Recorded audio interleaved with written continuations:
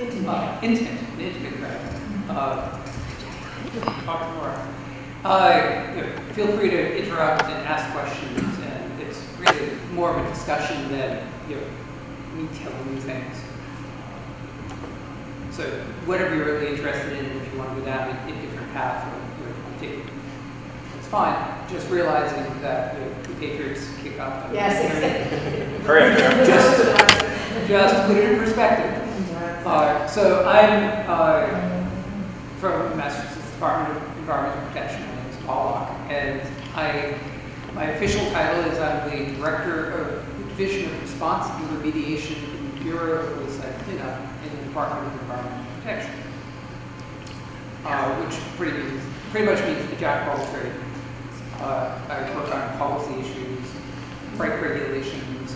I'm nominally in charge of the enforcement for the Wayside Cleanup program.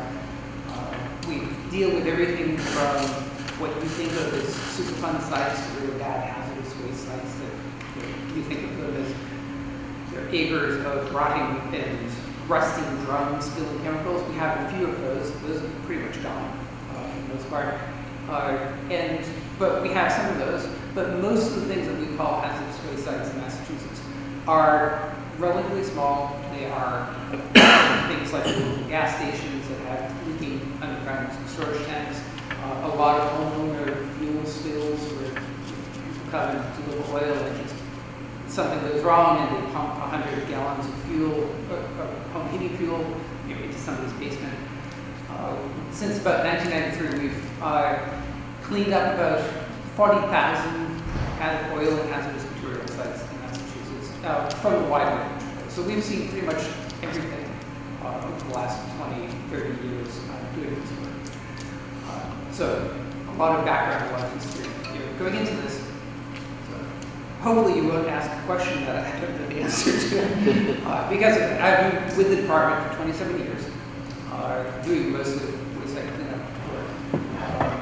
And I started out as a health risk assessor, determining how clean is clean, what levels are safe, both in for soil, but also the wayside cleanup program deals with contamination in any kind of environmental media. So we deal with contaminated drinking water, we deal with contaminated air, indoor air, outdoor air, contaminated sediments. We're concerned about both the human health aspects of it and the ecological aspects of it. So it's a great program to be in because you see pretty much everything.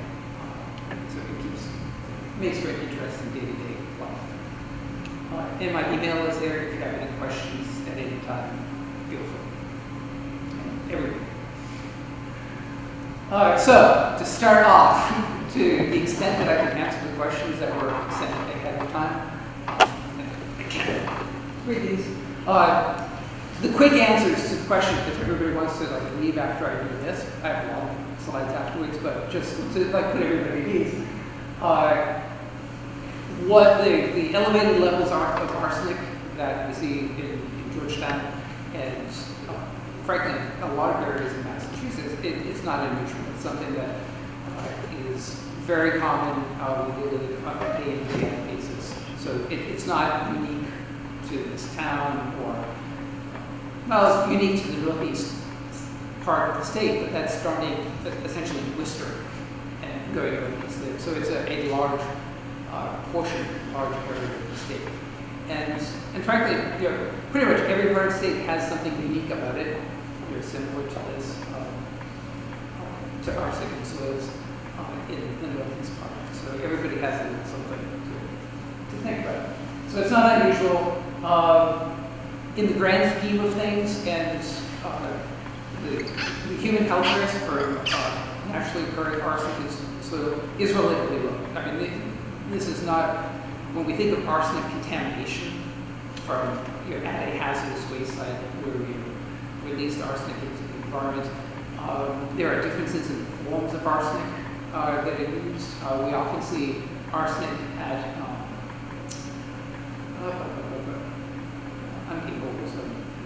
I easily lose my train of thought. We see arsenic at things like tanneries facilities, old tanneries, we don't do about tanning, but we have old tanning sites. You see arsenic there. We see arsenic at plants produce or use wood preservatives, so as insecticides. And those are highly contaminated, high concentrations. So in the grand scheme of things, the natural occurring levels are far lower, not what you think of as a hazardous waste site. But they are levels that are higher than what we see routinely across the state. So it's something we're and track, and you want to be aware of what you do with the soils, essentially. Which leads to the next thing. You can say that it's a low risk or a relatively low risk, but it's something you should be aware about it. And if you're moving soil around, if you're managing soil, there are prudent steps to take to make sure that you're not increasing your risk and making matters worse. And that's pretty much from the Department of Environmental Protection's viewpoint, how we look at naturally occurring arsenic in the soil. Is we don't regulate that. We don't make people clean it up. It's naturally occurring. I'm not sure where you would put all of the naturally occurring arsenic in the soil in the state if you dug it all up, because then you'd have a big hole and you'd have to fill it with something. So we don't clean it up. It's not something that is within our authority even to clean up because it's naturally occurring.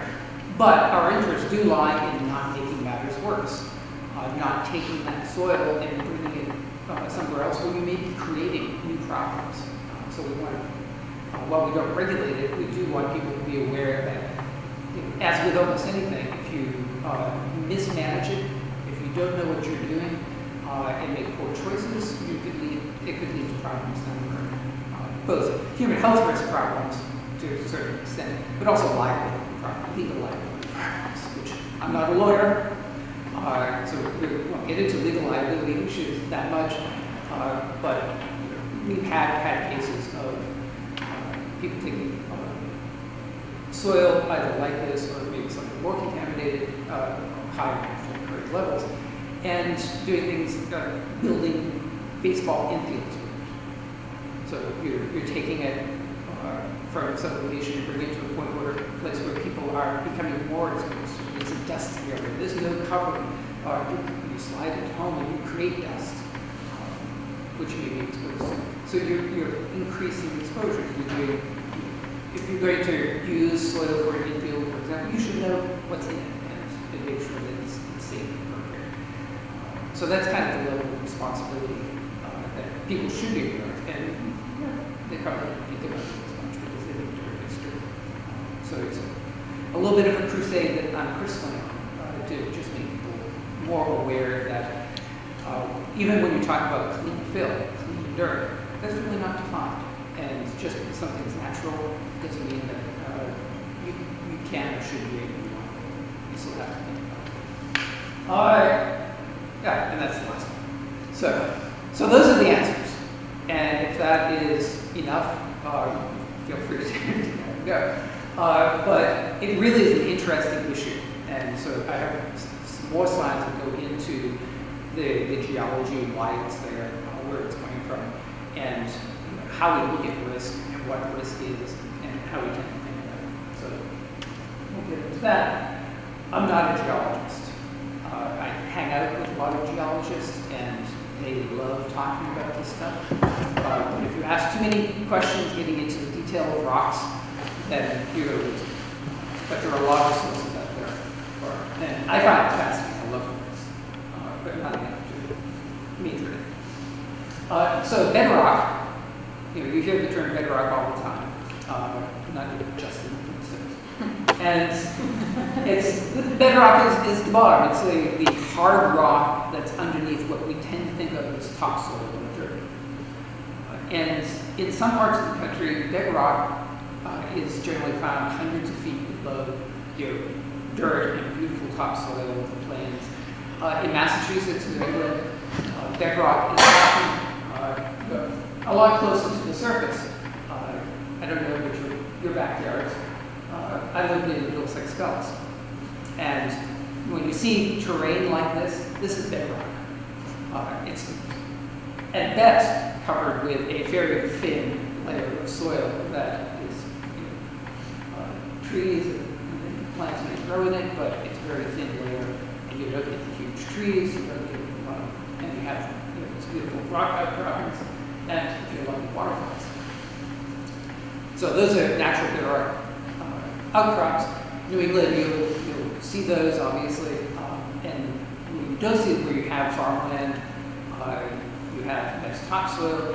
It's it could be anywhere from a couple feet deep to 15 feet deep, 30 feet deep, but bedrock is pretty shallow around here, so you get to it pretty quickly.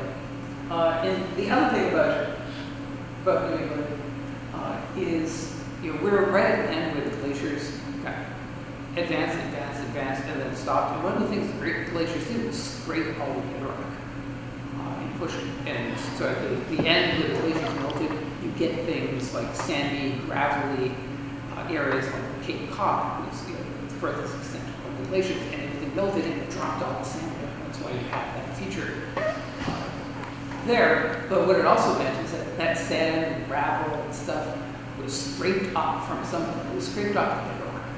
And so a lot of that hard rock that you see, you turned into the smaller rocks and smaller rocks. You got ground, you turned into minerals and dust. And that's the stuff that also forms the soil. It's the mineral soil, the topsoil that we think of, and grow things in, is mostly organic material. And then you go down, as you go down deeper, you have less and less organic material. And it's more what you think of as it's dirt rather than it's topsoil. I'm not sure that's a real distinction, but that's the way I think of it. Dirt has the little rocks, and it's kind of grainy and rough, and you need to amend it if you want to grow anything by adding compost and nice organic material into this water. So that material. So you have the nice topsoil, which is pretty nice organic. This is the stuff that you would have to amend with compost if you actually want to grow something in it.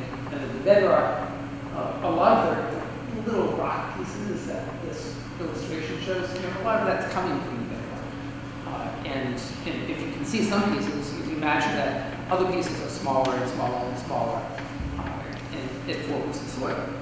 So whatever's in the bedrock, you're going to see in the soil as well. And because of the glacial scouring, that may be spread over a wide range. So not only you see what was locally here, but what was pushed down from perhaps southern New Hampshire by the glaciers. It's a nice mix, which is probably why the geologists really like New England, because you have these differences fairly close together. And this is what some of that looks like. And the geologists have a lot of fun with this. The area here, which shows the state of Massachusetts, the big thing here is you have this kind of grayish, light purplish area, which is labeled Merrimack Belt, and then this Nashua zone. The Belton zone. So we're right in here, which is right in the border, and those basically are different kinds of bedrock underlying the area. These are the basic layers, and then even above, if you zoom in a little bit more, these different colors just indicate different kinds of bedrock. So it's mixed up, it's not just one consistent thing, and that's really cool, but it makes it hard to say, like, oh, here you're going to find X, Y, and Z, because you're seeing not only what's locally in this mix, but what was pushed down and ground down and moved around by the glaciers and things. So what you have locally is a mix of kind of the northeast New England. And it causes things, you can have a certain kind of bedrock and soil or gravel here, and go 15 miles away and have something completely different. So, it's kind of luck of the draw. And even within Georgetown, you can have differences from one end to the other. And all these little letters mean something. I can't tell you, but I have it written down in full later. So this map, this geology map, came from a really cool. I think I know that. Fishbrook Gneiss and Sharpnose Pond Yard are the two kinds that are the main two kinds around the Georgetown area. I would recommend reading the book. Because I can't answer any more detailed questions But you know, they're minerals, they're a type of rock. The so that map came from a report that came out a couple of years ago, which you may have seen. It made a big splash in the news. And this is actually, the report is about drinking water, but it is a really good illustration of the effect that bedrock can have on what's above it and what's in it. And this was particularly studied by the U.S. Geological Survey, USGS, working with the Department of Environmental Protection and the Mass Department of Public Health. And what they were concerned about, while we did the study, was the levels of arsenic and uranium, which are also naturally occurring, in drinking water, in wells that are in bedrock. Many of you probably have private wells up here. Do you? No? Do you have public wells or private wells? Mostly public. 4 or 5 wells Yeah. that serve. So the public wells are, my water supply friends would be all bunch of wells. But wells can be in the topsoil or bedrock wells. Usually public water supply wells are in areas around rivers. A lot of private wells are in bedrock. You try to find that nice fractured bedrock, and you can suck in water quite a bit. So USGS and DEP and DPH were interested in, because of the known high levels in the natural occurring bedrock, if you're taking water out of the bedrock, and the bedrock is rich in uranium and rich in arsenic, then that may be a good, easy way of kind of tracking where there are high levels of arsenic by sampling people's wells. It also lets you know if there's a public health issue if you find that private wells and public wells that have high levels of arsenic. Public wells are routinely sampled, so certainly anybody drinking public waters should feel safe and confident that those wells are sampled and analyzed and evaluated on a routine basis several times a year. But private wells, we know a lot less what goes on. So we did the study, and while it's looking at water, what it tells you about arsenic in water in localized areas, you can then extrapolate to, well, what would you expect on the surface of the soil that's being generated coming from that same bedrock? You would expect high levels of arsenic. So it's drinking water, not soil, but the underlying geology, both metaphorically and physically, is the same. If there's a problem in the groundwater, or issues with arsenic in the groundwater, you would think that you'd see the same thing in soil. So here's a map which basically the red goes down to greenish is the probability that a well that was sampled in these areas would have high levels of arsenic. So red is the higher levels, green is the lower levels, and then gray is outside study. These heavy lines. This area here is the main study area. This was a additional study area, kind of supplemental, and you will notice Georgetown is there. So right on, kind of on the edge. And remember the slide before? We were right on the edge of the Neshoba and the Merrimack areas, and that's where that line is drawn. So right on the edge. And so if we zoom in, you see, actually highlight it for you. The wells that we sampled in around Georgetown, it is an area, certain part of the town, where you see arsenic at higher levels, of probability of having a drinking water well, private well, with elevated levels of arsenic is higher than much of Georgetown. So it would not be surprising that if you looked at the soil in or around these areas, that you would see a similar sort of thing, elevated levels. So all of this that confirms that or supports the fact that the arsenic that you're typically seeing here, and go back a little bit just to reinforce kind of how widespread this issue is. I mean, look at the red. Because, Well, the very court should have all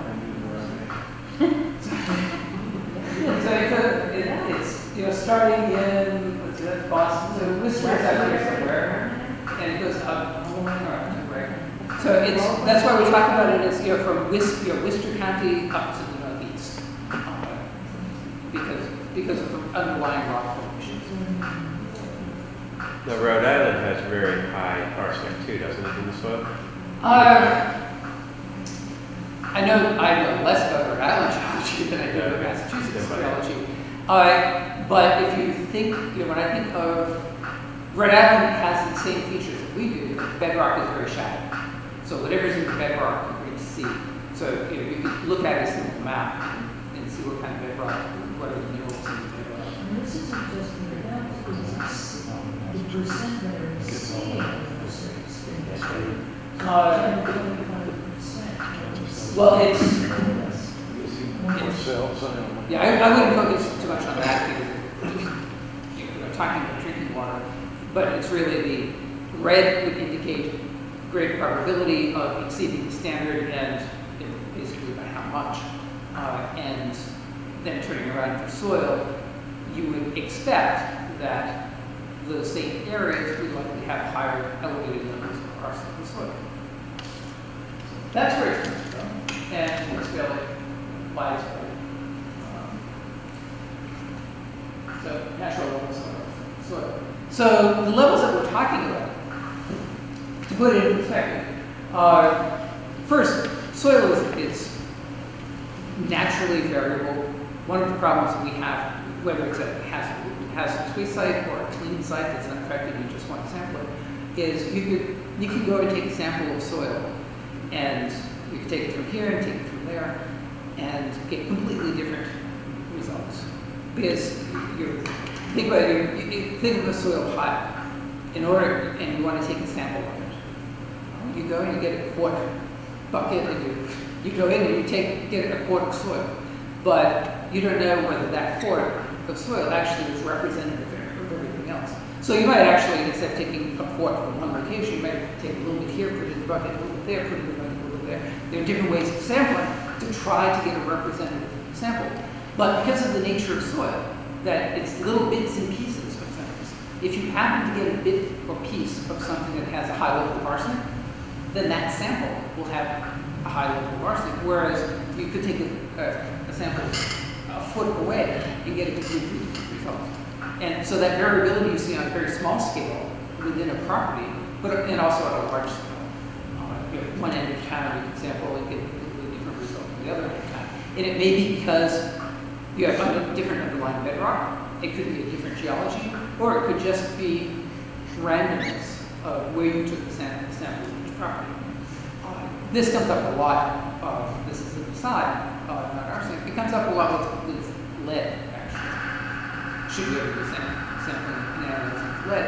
Because one of the little things that could elevate your sample for lead is a little fleck of lead paint.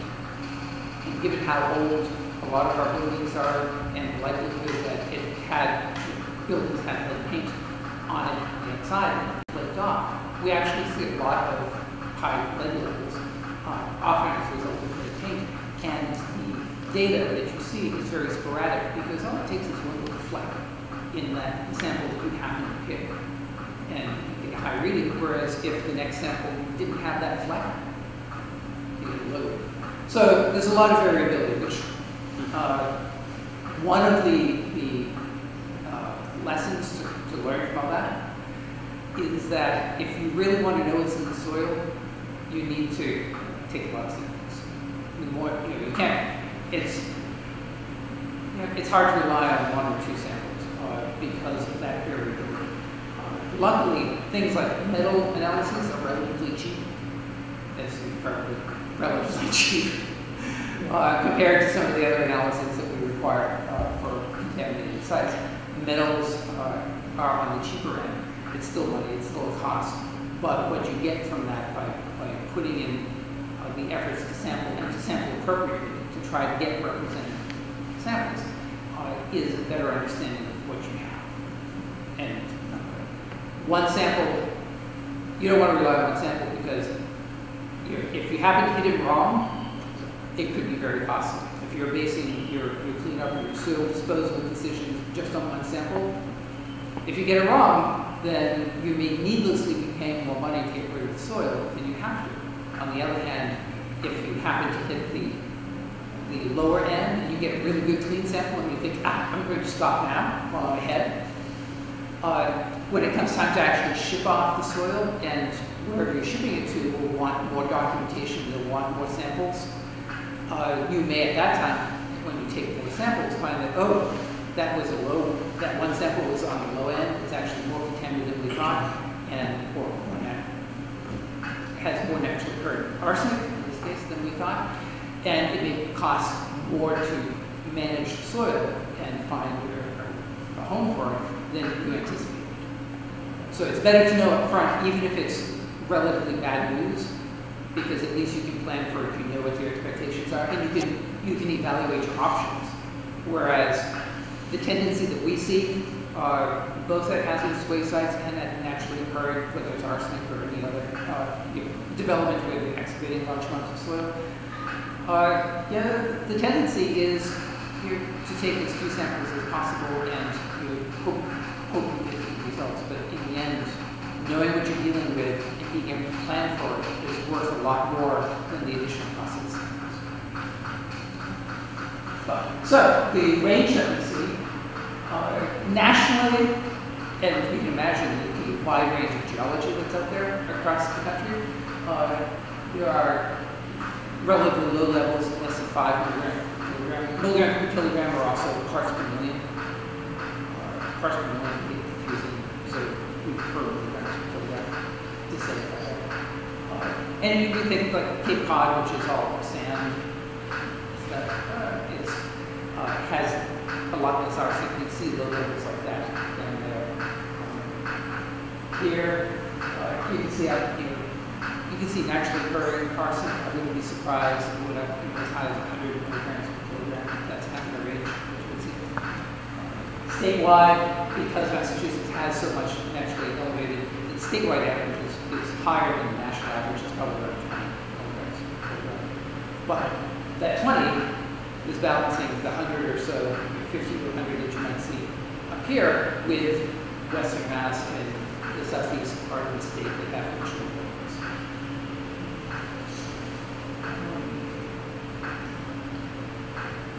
Okay, that's kind of the geology parts of it and what you expect. The other, before I leave that, the other places you might see elevated levels of not only arsenic but other metals. Metals tend to bind to organic material as well. So we have a lot of peating areas, we have a lot of like wetland areas.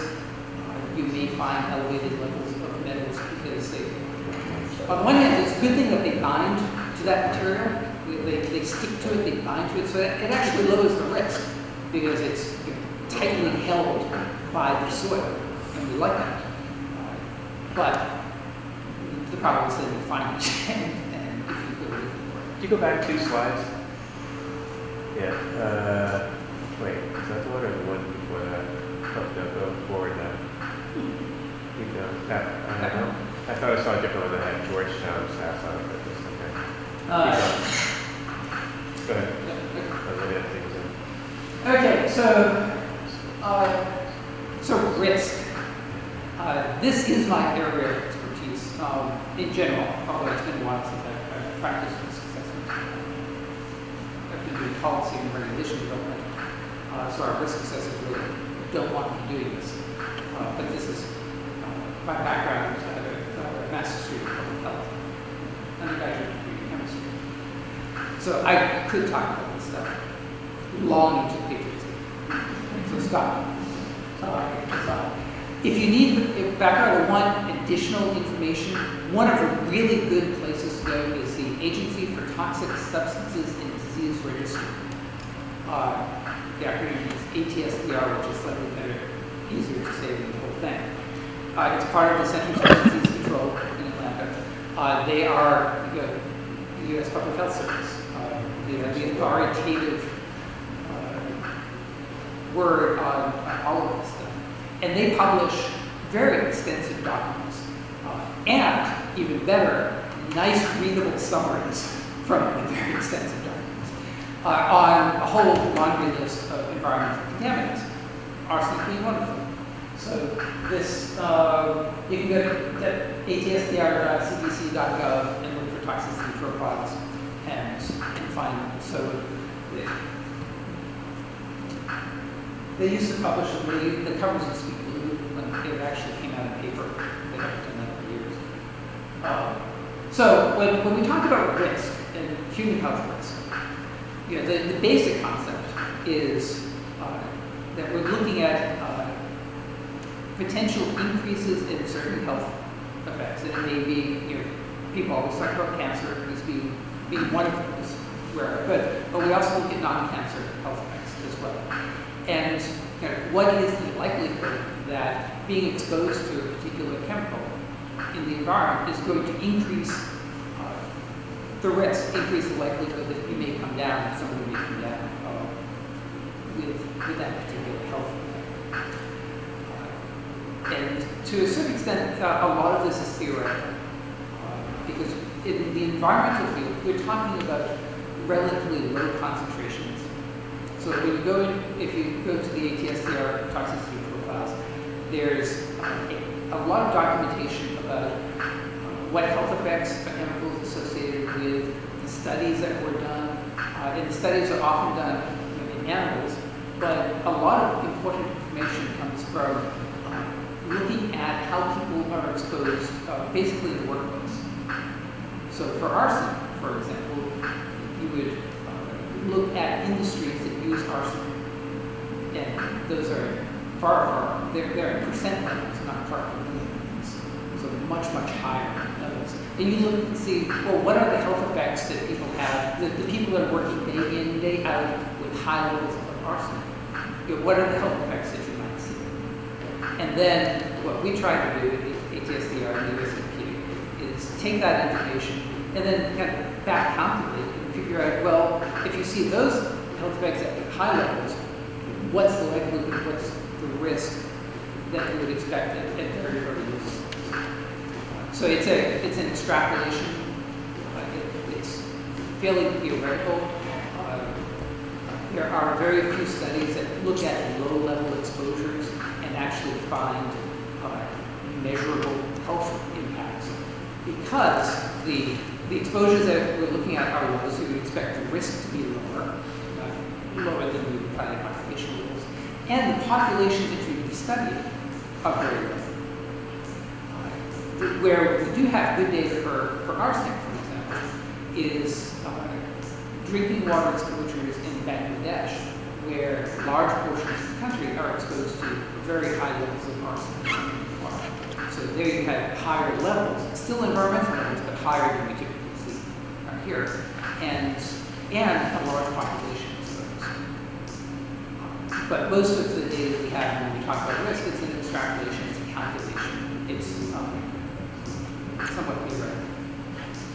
But what we look at is the toxicity of the chemical, how bad is it, how likely in those human studies, occupation studies, or animal studies, how likely is it to have a health effect. And then we also look at the specific location, hazardous waste sites for most of the work that I do, but even you can do it in actually occurring chemicals as well. How do you come into contact with it? How does it get into your body? And then you try to marry those two. It's a little bit more than a multiplication, but it's basically the same thing. So if you think in terms of drinking water, I think it's a little bit easier to conceptualize than soil. If there's something in the drinking water, you know pretty much how much water you drink in a day. We generally assume that people will drink 2 liters of water per day. It's on the high end, but when you consider, you may be making your coffee with your drinking water, you may be drinking water straight, you may make lemonade from it. So 2 liters of water per day. You certainly could drink water every day, 7 days a week, 52 weeks per year for your entire lifetime. So So you can figure out from that how much water over a lifetime you need to drink. And if you know what's in the water, then you know how much, in this case, if you know how much arsenic is in the water, if you know how much sodium is in the water, you can figure out overall how much you're exposed. With soil, how many people eat soil here? No. I do. I have to admit, I have a nail biting issue. So there are. So I eat soil. I admit. And most people eat very small amounts of soil. I mean, there are exceptions. There are children that experience pica, kind of uncontrollable ability to put things in their mouths and eat things like soil. Those are kind of on the extreme. We do take those into account. But most people, to the extent that they have any hand-to-mouth activity, used to use smoking a lot. Smoking rates have gone down, which is a thing. But that would be a similar sort of thing. The examples we used to use 20 years ago is, teenagers hanging out in the backwoods somewhere, hanging around a campfire, smoking cigarettes and drinking beer. That hand-to-mouth activity is going to lead to some sort of ingestion. And toddlers, little kids, obviously, put it in their mouths, they eat. They eat. So a lot less than the water that you drink. So the exposures overall are fairly small compared to things like breathing air, which you do continually. So if your air is contaminated, you're breathing a lot of it. If your water is contaminated, you're drinking a lot of that. Soil, the exposure is much less. But, so, where we often come into contact with arsenic, and this is from ATS0's toxicity protocol, that the major ways we come into it, there's actually a fair amount of arsenic in food. There are things in food that naturally occurring. So if you actually measure it, you find that of all the exposure, we're all exposed to a lot of things. A lot of our normal exposure to arsenic comes from the food supply.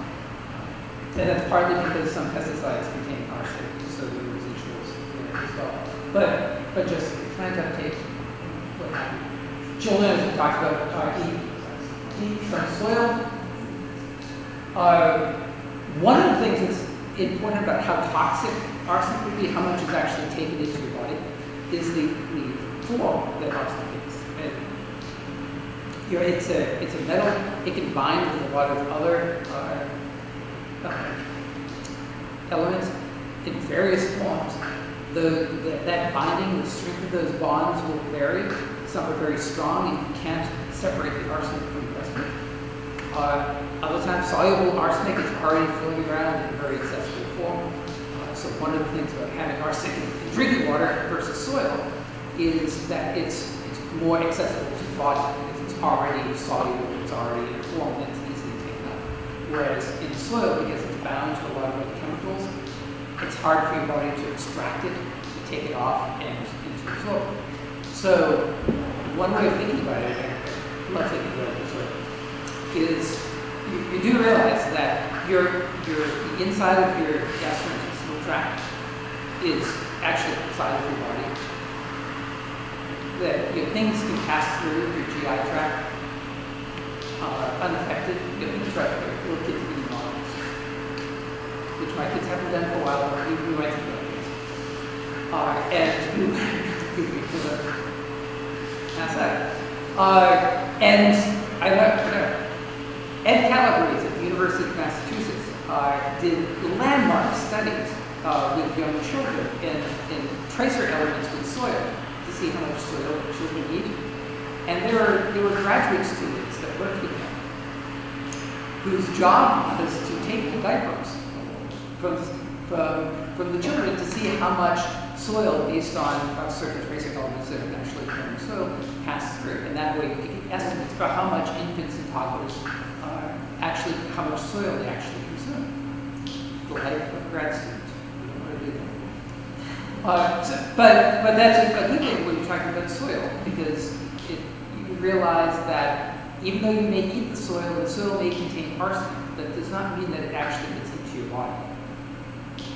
much of it passes through your body and it is not absorbed. So you think of absorption, concerns about how much medicine is absorbed when you take pills and a certain amount of it passes through, the same concern. Can you readily test soil for that as to which is more binding than other? Not readily. You can, but it becomes more and more expensive as you try to do. The part of it is the solubility of it, and that's fairly easy to test. But when you do the metals analyses, basically what you're trying to do is put the soil in a harsh environment to try to extract as much of in this case, arsenic off of the soil as possible. So you put it in a very acidic environment to try to separate it out from the rest of the metals, which gives you a good idea of how much total arsenic is in that soil sample. But from a kind of health toxicity perspective, it doesn't allow you to fine tune that that it is bioavailable is the term, that material is readily accessible to the human body.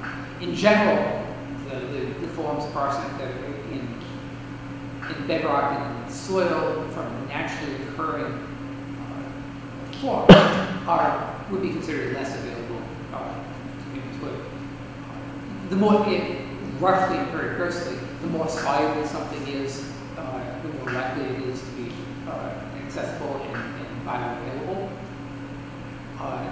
And if you think about if arsenic has been in that soil for the last 30 years, 50 years, 100 years, really thousands of years, and it hasn't washed through years of rain, fall percolated through, it's fairly tightly bound and not particularly solid.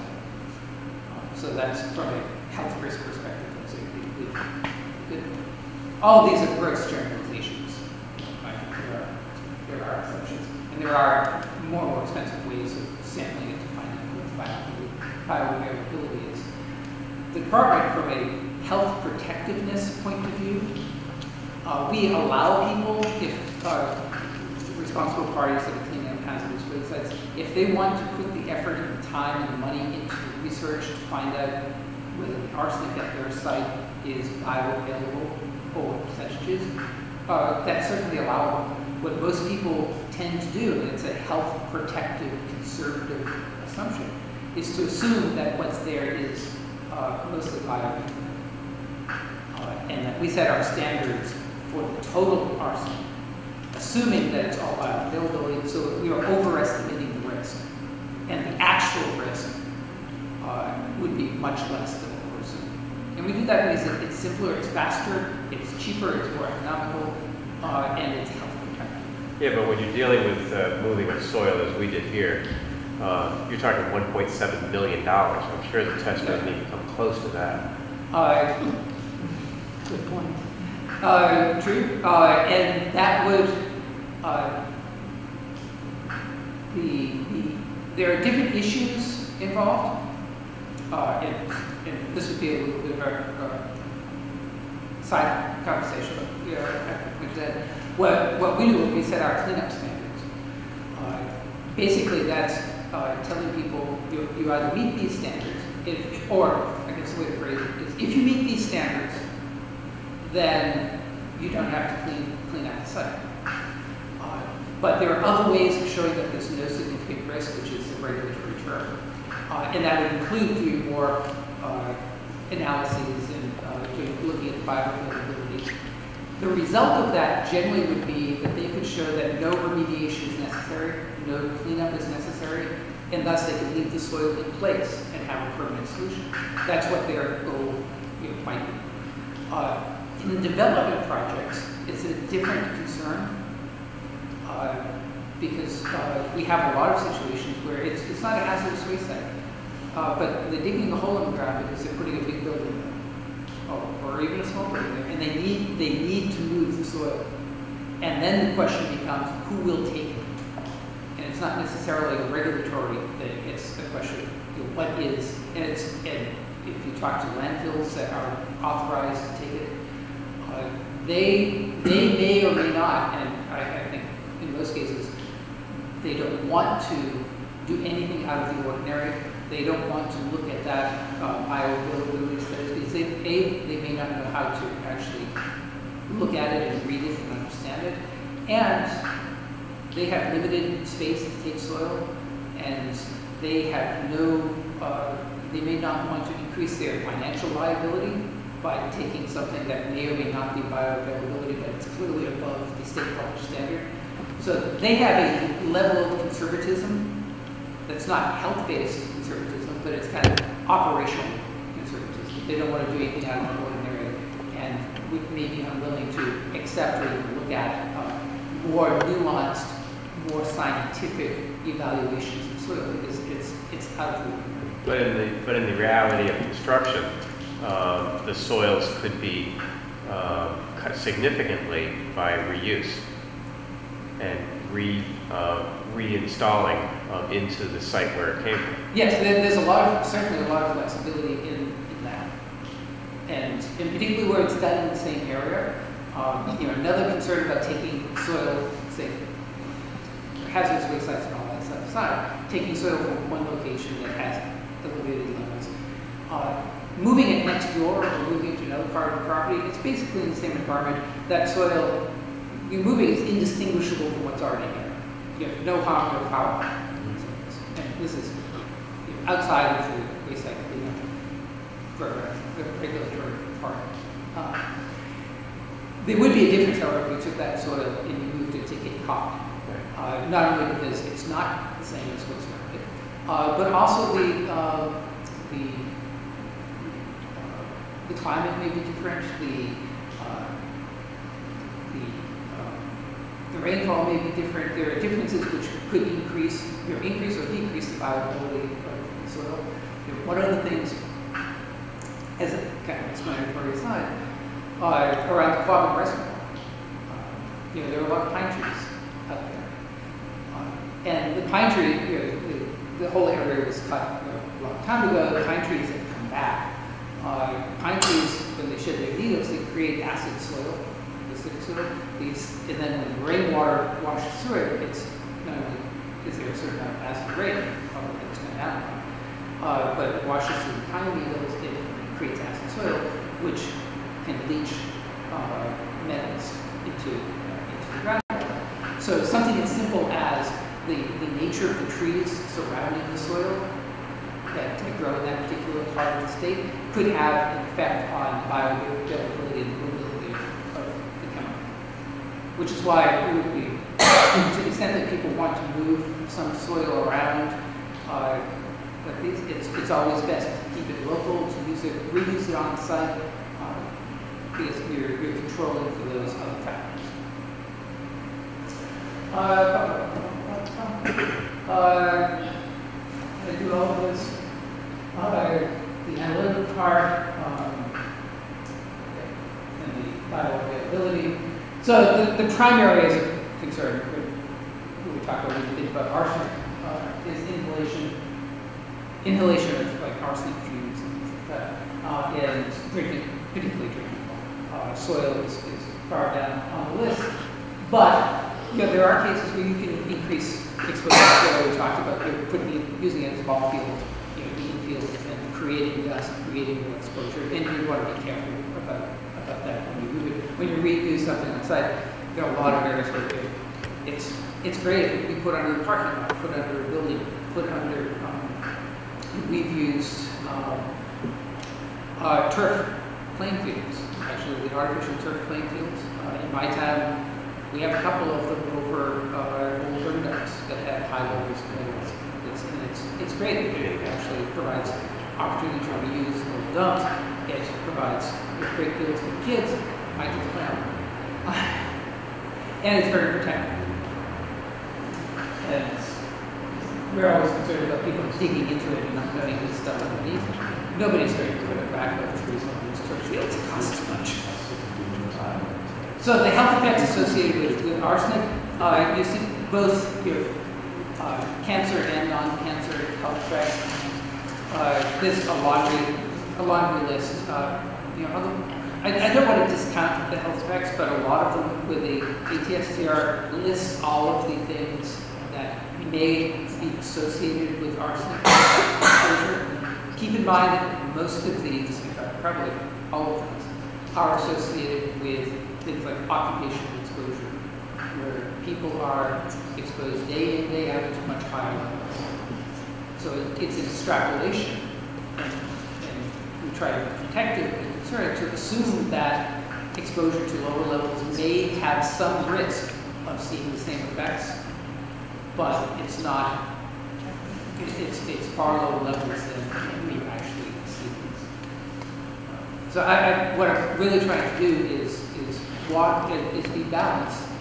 And saying, you know, these are elevated levels of a chemical that is known to be carcinogenic and associated with adverse health effects when exposure is high and long term. We can't really say what the absolute risk is at the low levels, but we regulate it as if it were a real and possible risk.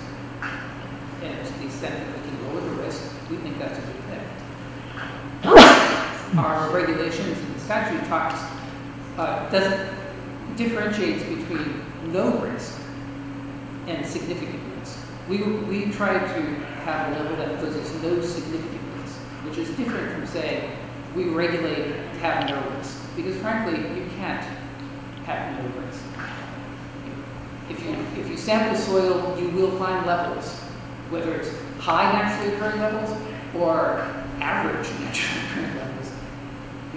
Soil is made up of chemicals. The air we breathe has chemicals. The water we drink has chemicals. We're exposed all the time to food we eat. So we don't live in a situation where there is no risk. So that's why the law that created our hazardous waste site cleanup program and our regulations talk about it as no significant risk. At what point are we concerned enough so that we will require action or require cleanup or require cleanup?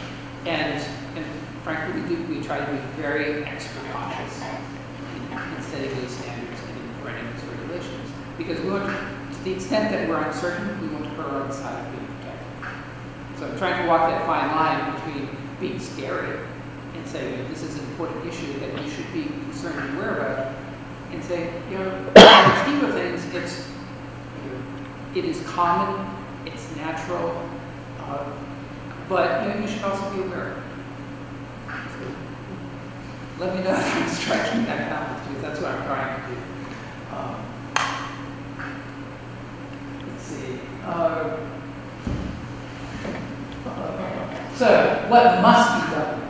As you're probably aware from the experience that you've had in Georgetown, DEP does differentiate between naturally occurring material and contamination people put there.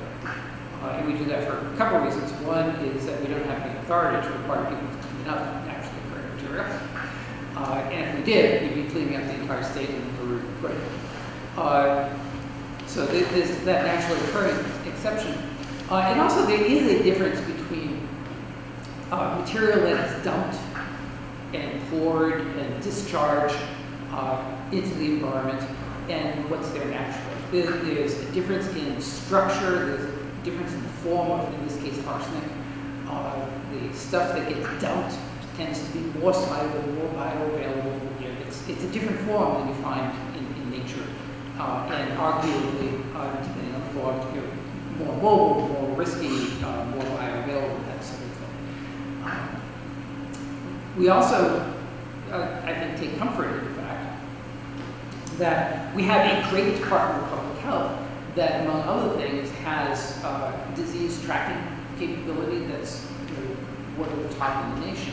And one of the things that they do is look for areas that have elevated rates of a lot of diseases, including a wide range of cancers and a number of other diseases. So one of the things they do is routinely kind of scanning the state to see if there are hotspots and certain things. And if there was a huge, if there was a public health problem due to naturally occurring arsenic in soil, I'll go back to this, then you'd expect that that would show up on the public health monitoring.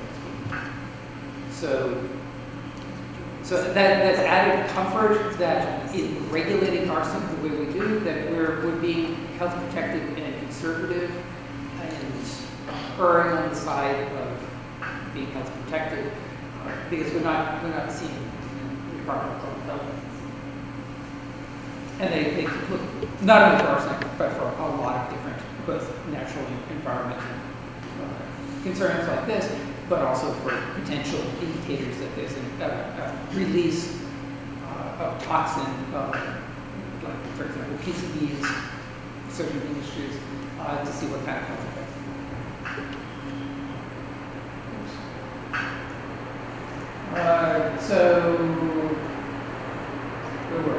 What kind of so we don't regulate that, but we do have we do make recommendations that you have places that have elevated levels of naturally occurring materials, for example, that there are steps you can take to reduce exposure, and we would recommend it. It's prudent to do if you have the ability, if you have the resources.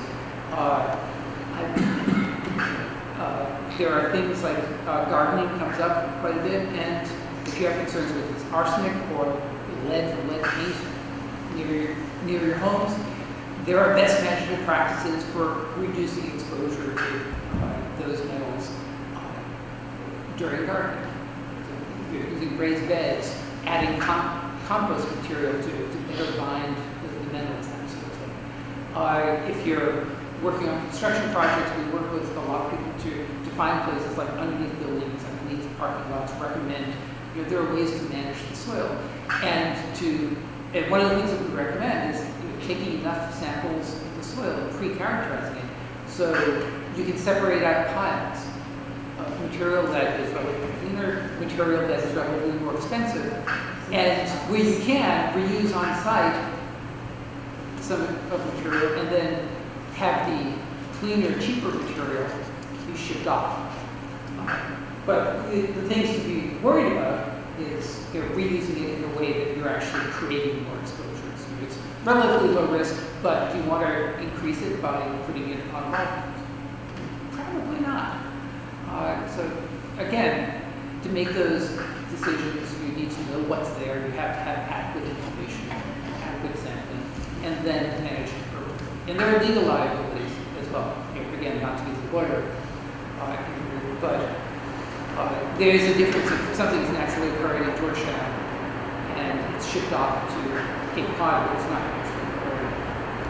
You could incur, that could be a release to the environment that is subject to our hazardous waste cleanup laws. And you'd be looking at the responsible parties would be not only the person that owns the receiving property, because they own the receiving property, but the people who shipped it, who actually trucked it there, and the people that own the original property. Would be all part of the chain of potential liability and responsibility. So you have different levels at which you're either concerned or not concerned, and different levels of concern, I would imagine, of how much arsenic is in the ground, in the soils, right? Yes. So what level is it where you are not concerned? How many parts per million or whatever? Well, we have our state cleanup standards.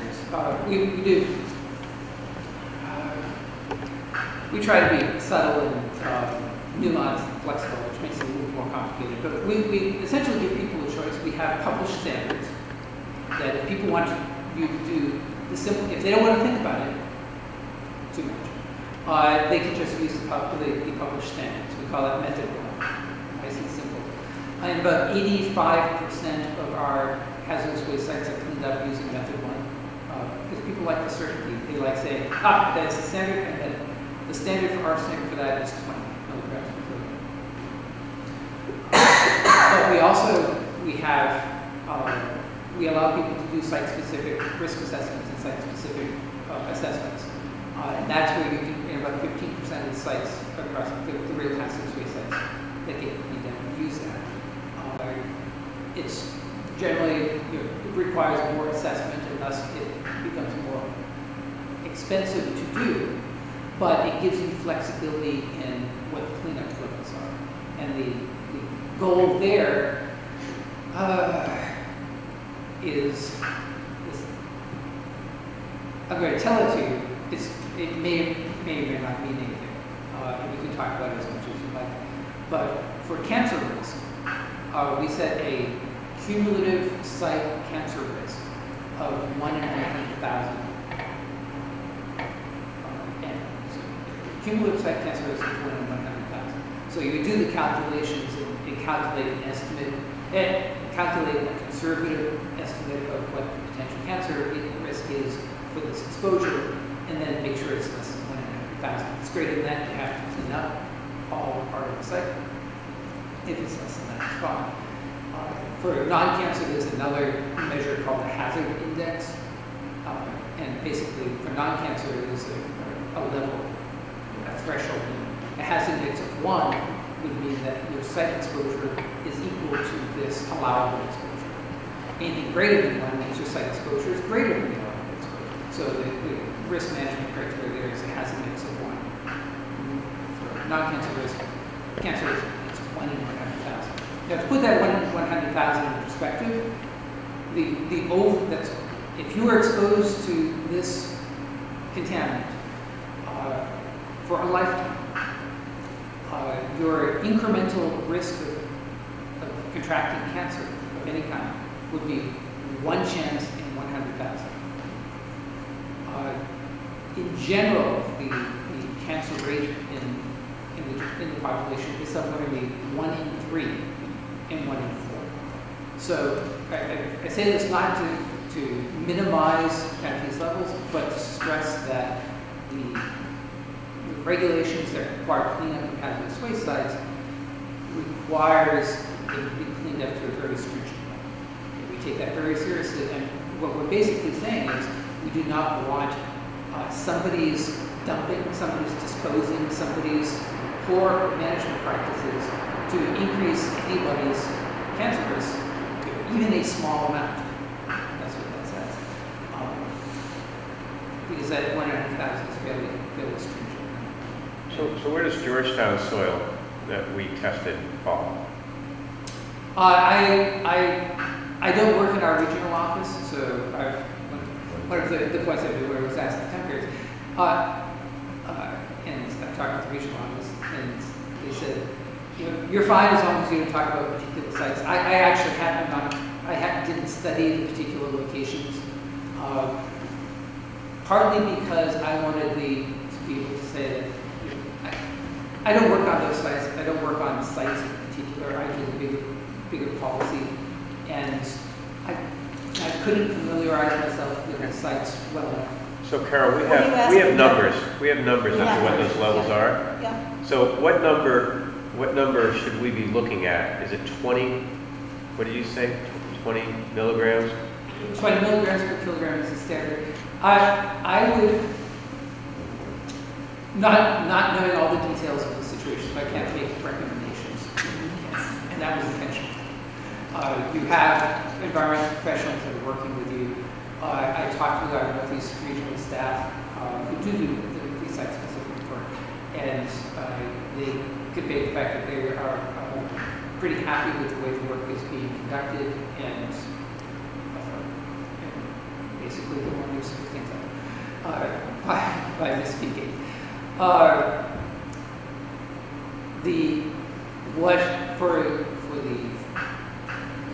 What you have appears to be, in my understanding, is that it is a naturally occurring material. And as such, in some ways, regardless of what the concentration is, it is naturally occurring material. And so the site-specific justification, that alternative method, the site-specific method for closing out a site, could be used, and part of that justification would be that it is naturally occurring and thus not a risk to the environment as defined in the Massachusetts General Laws, Chapter 20B. So we would not be forcing anybody to use that 20 milligrams per kilogram. I mean, just to let you know, I look at it as that it's naturally occurring. That's one thing, I understand that. It's also all around us. And so I'm coming about it on the other end. I'm not coming about it saying, are these levels, are we being safe enough? I'm coming at a point of, are we overdoing it? Are we spending our money where we shouldn't? You obviously can't answer that, because that's a personal thing. But, you know, it's a lot of money that we're spending on something that seems to be an extremely low risk, that you'd have to be exposed and eating and rolling in it and never bathing for your entire life to get it. I'm exaggerating. But, so I just want to try to feel out where reality is and where my perception is. And I think you touched on kind of one of the basic things that the perception and the reality is, it's maybe not as cut and dried as that. One of the things that certainly I've learned over the years is when you're talking about risk and talking about exposure, a person's perception of it is their reality. And one of the things people are concerned about is that the decisions they make about risk you can divide it up into decisions that you make about your own activities and the risk that you choose to subject yourself to. Every time you get in a car, when I drive home tonight in the rain, I'm going to be worried about the risk of driving home, frankly. But I try to manage that risk. If somebody made me drive in dangerous conditions, I would be more upset about that than if I chose to drive in dangerous conditions. So the perception, you can't separate out to perception and reality. There are real differences in people's reactions to risk, whether it's imposed upon them or whether they choose. And you have to, I could easily see somebody looking at what we've described today and looking at the risk and making a decision. You know, that's relatively small. It's all around, and I have a level of comfort with that. That it's not an increase in risk, and I'm not really concerned about with soil makeup or what incremental exposure might occur. But I can also see, and it's a legitimate perspective, see somebody looking at it and saying, we have a choice. We know what's there. We have an option for, and I don't know the particular circumstances and how the soil may be reused or whether, how clean soil may be moved in. But I think if there are alternatives, it's a legitimate perspective for somebody to say, well, what are the alternatives?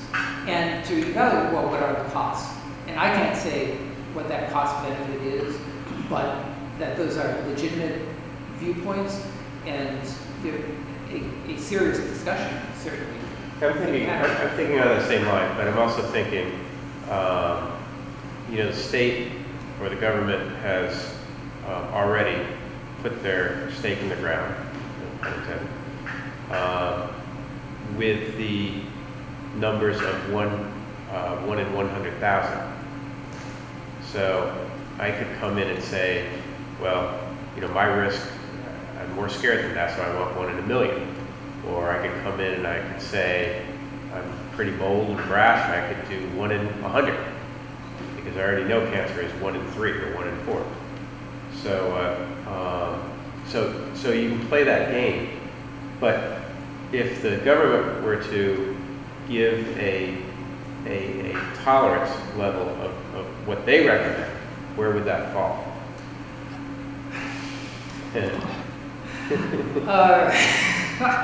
Well, isn't it 100? Well, I think in looking at what our regulations say, and keeping in mind that our regulations, for the most part, apply to situations where people have dumped, poured, emitted, discharged chemicals into the environment, and one of the perspectives of the law is that where that has happened, then remediation background should occur if feasible. It's paraphrasing what's in the law. That's basically it. So there are a couple of things going on. One is what the actual health risk is. One is if somebody damaged the environment, then to the extent that it's possible to restore the environment, that's a goal of the law as well, regardless of what the risk is. And then when you throw in, well, naturally occurring in the natural background, that's another perspective. So you can look at it from different perspectives, and the actual law and the government framework supports both getting it as clean as possible regardless of risk, and looking at what is significant risk and making that kind of risk management and risk balancing perspective. So, speaking as the government, if I must, I would say we have some flexibility, and it comes down to particular circumstances in many cases. Well, for instance, the state building code is the new one that's going to be coming out in another year. You'll find that one of the requirements would be to ventilate your basements for radon. And that's actually now going to be a regulation based on a certain number, certain thing that you will have to do if you meet that. So that's kind of what I'm asking. It's not unusual for the government to have these numbers to guide the public in making these decisions. And they weigh everything. I mean, I've been on these committees, so they do weigh things. And so that's simply what I'm asking. And you probably can't answer because you don't know the specifics. That was why I didn't run the specifics. Well, I have a little different question about it, though. So we have levels that we've measured where the new school is being built. Do we also have levels from other places around town? I mean, do we know that the school is actually worse than the whole rest of the town? Are we going to go in and build this nice clean school and it's going to be the one place in town you're not breathing arsenic all day, and at which point it's sort of not going to accomplish? Oh, you're probably not breathing arsenic. Well, that wasn't what I meant. But just for the people is the Pembroke school, do we believe it to, where the new school is being built, do we believe it to be relatively higher arsenic levels than are generally seen throughout Georgetown? Or is it representative of Georgetown, and making it cleaner means that the kids for a couple hours a day might get a little less than they're getting everywhere else they go? Well, the short, sweet answer is I don't know. Right. But one of the things that we talked Well, about I'm kind of, Carol's in the audience too, and maybe she does. was that very good. All I know is when I've spoken in the past with Deb Rogers, the I know Deb agent, Rogers. Deb has said when there have been situations where they have had to test for arsenic, it has not exceeded levels. It has not exceeded. The acceptable levels. I'm Right, guessing right, 20. Okay, so we believe that the school is naturally occurring arsenic, but it is much higher than what is typically seen throughout Georgetown. The high school, Absolutely no. the high school levels. We don't The have high enough school- information. I don't know that you could say that, Scott, because I don't think there's been enough Well- samples. You made a point about sampling. What I can tell you at the high school, No, I'm talking about Is there Pembroke worse? right now. yeah, I know, but I thought you were also asking are there other places in town that have been sampled? So the only other place I can speak to is the high school field. Right. And that was divided basically into zones where the current football field was. That was overall generally well below 20. There were no readings higher than 20 in that area. Yeah. The closer you got to the hill and around the edges by the third baseline, that naturally, that it's where it was natural habitation, that was in the 80 to 100 range. And then the area where the baseball field is fell within the 20 to 40. So what had to happen in that location is the good stuff was skimmed, that is fine. That was basically transferred to Pembroke.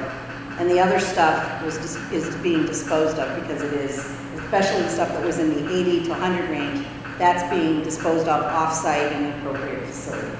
Well, So it was higher, the point is, it was higher in some sections of the middle high school field. right. Closest And the to Pembroke that. readings were very high compared to all this too?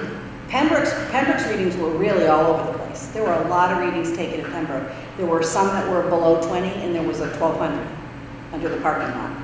Because There were a all lot of that this were was in the considered- hundreds, 500, But 600. Carol, correct me if I'm wrong, all of that was considered still extremely low it was still risk. considered, at the end of the day, it was considered naturally occurring. Right.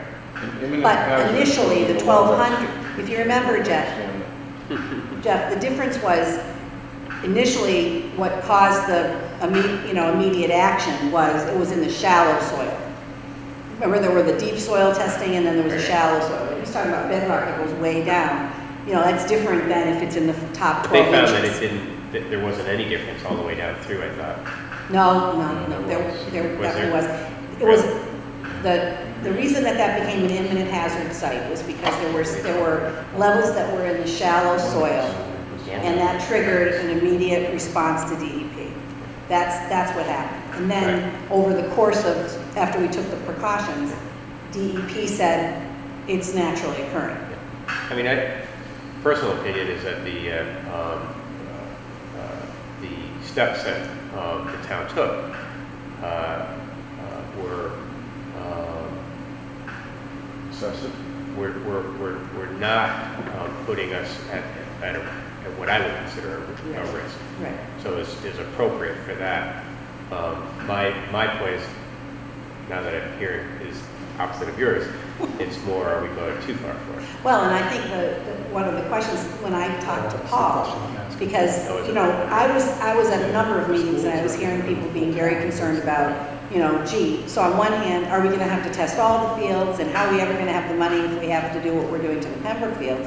And on the other hand, I was hearing people say, we shouldn't spend one more dime on this because it's naturally occurring. Right. And so, the school committee, who I work for, basically, was going to be in a dilemma, because at that point the emotion was driving the discussions in many places in town, and people were concerned immediately that the kids playing on the upper fields, what was going to happen with those fields, were we going to have to remediate those? And so I've been talking with Jim Luker. I said, I think the community has questions about, okay, so we're doing what we're doing now, but for the future, what has to happen? If it's naturally occurring, does that mean that there is required action? And at what level do we require the action? Because, as he said, if it's a relatively low risk, and it doesn't necessarily mean there has to be action taken, then the town could say, no, we're not going to, we're going to fix those fields up now that we get a turf field, but we're not going to rip them all up and put the barrier down and put the 12 inches on top of good topsoil at the cost of what we're finding it costs. Right. So that was the purpose of, so Jim gave me Paul's name. And I said, great, let me talk to somebody who isn't invested in this particular situation in town. Maybe he can shed a little light for the town on where is it required? What is required? So that was really the purpose in having him Well, come. what I think I heard back from you, though, is basically, we think that Pembroke and parts of the high school are higher than is the general background of the town. Well, I don't know what the general background of the town is. I'm Well, just no, saying, I asked that question, and you said Deb Rogers had said that when we go around and sample places around town, it's all okay. what she said to me is, it didn't exceed the standard, because at one point, somebody made that point publicly, and had said that the health agent, there was some, Georgetown was on some list in the state that there were, that this was a problem in town. And when Deb was confronted with that at a meeting, she said to me, no, that's never been the case. In the few situations we've ever had where we've tested for arsenic, it has not exceeded the standard. Now, that's all I know. I don't know how many times she's tested. I don't know if it's routine testing. I don't know what it is. So the tests she's done haven't exceeded the standard, but the high school in Pembroke, in places, exceed the standard. That's absolutely true. So we either built the high school in Pembroke on the only two bad places in the whole town, or there's lots of other places like this around town, and it's represented.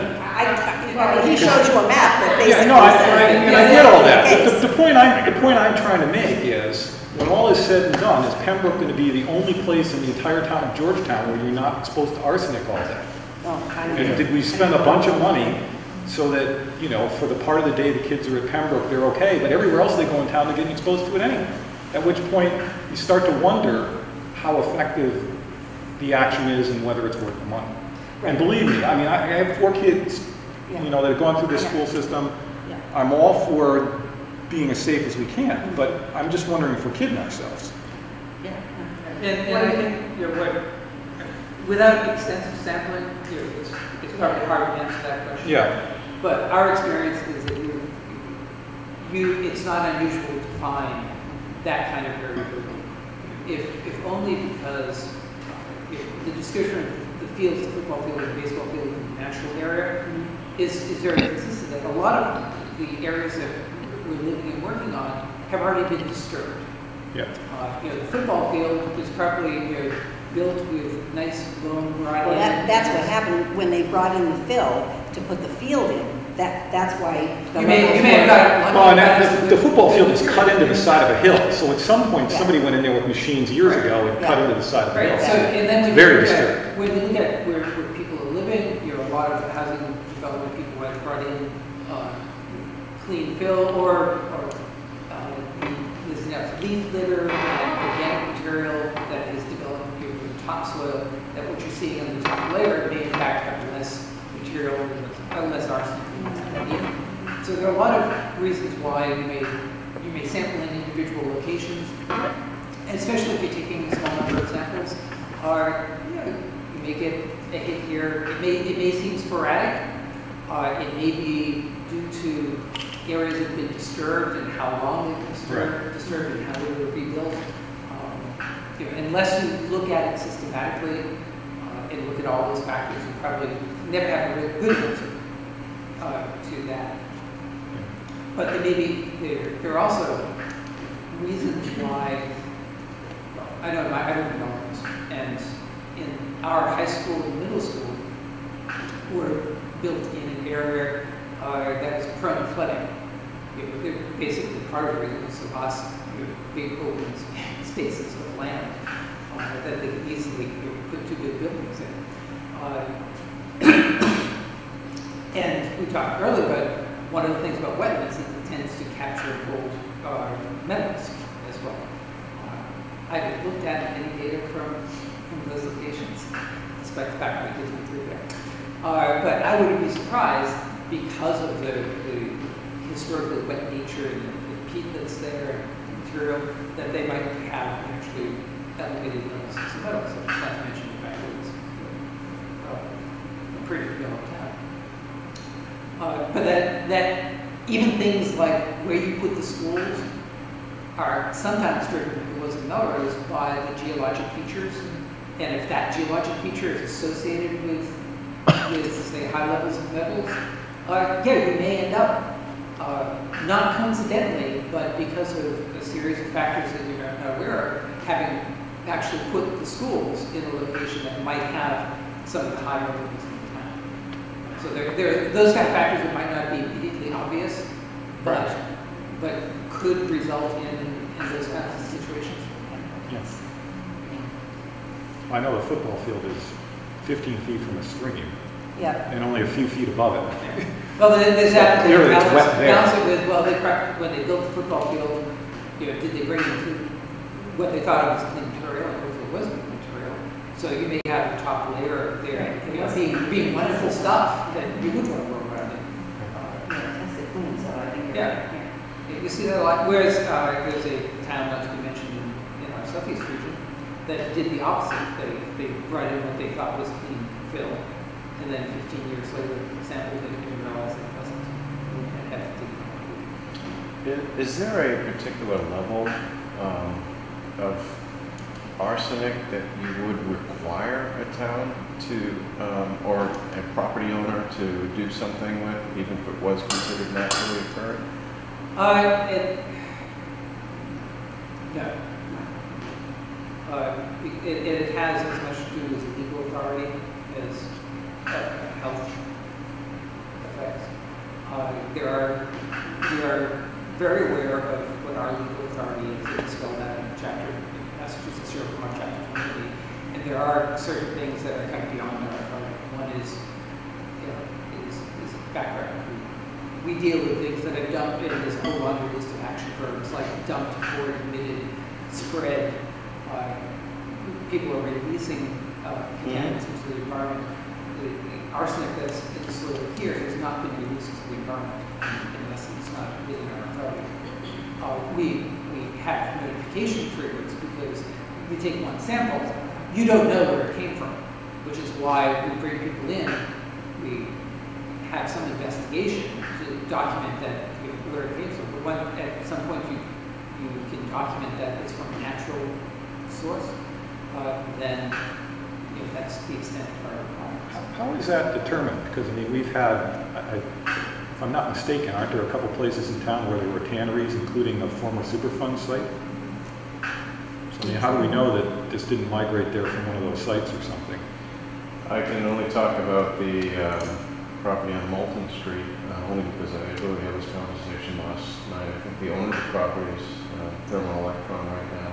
There is a plume underneath there. They're trying to mitigate that. They did remediate all that soil there. So it's going through its final phases of cleanup. But they do test for that. They test for plumes of where some of the tanneries where they built the condos on, that was all tested, and there was some cleanup there. But I don't know of any part other. of what they look at, for the known sites, they're working out from there to see where that stuff is going. And then for something like the schools, where you have that one hit and you come into it, part of the assessment that's required is we look at the site use, the site history, and we look at the nature. So we also look at what else is there. Because if, for instance, if this arsenic was from lead arsenate, which was a widely used pesticide, you see it a lot in central Massachusetts and apple orchards, or apple orchards. Then you would not only be seeing arsenic, but you'd be seeing elevated levels of lead. Okay, so that makes sense. Tanneries, if it's tannery based, there are other chemicals that are associated with that as well. Chromium and things like that. So you would look at things like that as part of the site history. Yeah, I know there was a big stink a few years ago about arsenic in rice, because rice tends to pull arsenic from the soil, and rice that comes from the south has a lot of arsenic in it, because they used to use arsenic-containing pesticides on cotton fields. So I'm going to ask Carol to just review quickly for us what the town is doing. You mean in terms of, Mitigating, well, at Pembroke, there's been extensive mitigation from daily dust control to burying of the bad soil under some kind of material. And now what's happening up there now is they're moving the soil around the good topsoil, because they're intending before the end of the month, hopefully, to seed and have those fields just kind of grow. So that's been done at the site, and then all of the land near where the new construction of the school is all clean, completely 100% clean. At the middle high school, the dirt that tested on the higher level that needed to be disposed of properly in a particular location was actually moved today. There's a huge amount of dirt that we just need to put on site somewhere at the middle high school, because we're testing it now. We don't think it's going to be high, but it could be. And then the fields that they're going to start putting the turf on it, and the turf is the cap. So so they ran into a lot of ledge on the hill, hard ledge, like blue granite ledge that was impossible. You can probably know what that is. It just kept shattering into powder. It didn't even break the granular nature of the rock. It just was powder. So for 4 days they had to drill into that ledge. But that's going to all be capped and clean material. The question I think that's still out there is, okay, so now we have other fields in town, some of which are up on the top of the high school, and I think right now we're sort of saying we probably just need to aerate them, slice seed them, let grass grow on them, and unless the town says we're going to rip all those up, we're going to test them all and then rip it up if it's higher, and that decision hasn't been made. I think that's part of my interest in having somebody of an expertise, certainly more than me, be able to help inform the community about, okay, so there is this naturally occurring status. We do need to be mindful of not moving bad dirt to other locations and then being liable for it if it's, like Paul gave me the example, if you take the dirty dirt, even not even knowing it's all that dirty because you didn't test it. You send it off to a place that buys it and puts it underneath the student's playground. And then 3 years later, there's an issue there. And then they're going to start asking, well, where did the dirt come from? And then he said to me, Paul said to me, the liability follows the dirt. So that's the question is, okay, so, and then I asked him also to talk about, do you have to manage the dust at a higher level than would normally be part of any building project if it's naturally occurring, right? And so we didn't put 100% of the same precautions in place that we did at Pembroke because of the naturally occurring, you know, stacks of the fields. And I didn't realize that artificial turf was a nice. It's a barrier. Mhm.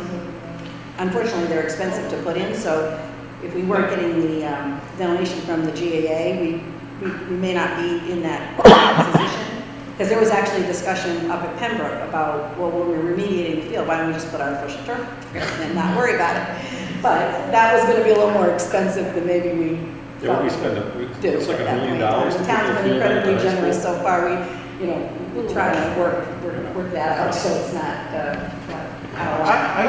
I suspect going forward, I mean, I'm not going to speak for the Board of Selectmen or the Right. town, I'll just speak for myself. I think it would just, at least as a minimum, to be prudent, if we're going to have a major construction project in this town, there should be at least a phase 1 level assessment of the soil. If we're moving soils around and from a liability standpoint, just to know, that one, to reduce our risk long term and kind of kick the can down the line, if you will. And the other is if we do find that there is actually occurring arsenic in there, I think the town will continue to become more educated about it, and we can be more reasonable about it. I would say that there was a bit of a scale. When the DEP labels something an imminent risk or an imminent hazard, it has low risk. It's kind of an oxymoron in the layman's terms. So We're actually working on that. Yeah, It's part of the statutory language that we have. I get it, and the perception of that is just it's an interesting. How do you digest that? But that said, we should at least at a minimum do phase 1 level of testing, and if it comes up to be what we've just gone through today, I think a reasonable person would probably say there's not much we should have to do if we come up with levels that we've seen in the past. And Mr. Locke said the typical levels in the northeast Massachusetts, they range as high as 100 parts per million. I mean, that's around some of the units that we found in the high school. That's a typical level for the northeast area. For areas in this area that have high levels that would not be Right. explained. But as you've seen, you could also sample the property right next door. Right. Right. Yeah, that's a whole different story. Okay. Are there any other Anything else? questions? No, thank you. This has been Thank you. very, Thank you. very informative. I appreciate it. Thank you. And feel free to email or call. Okay. Yeah, and we can post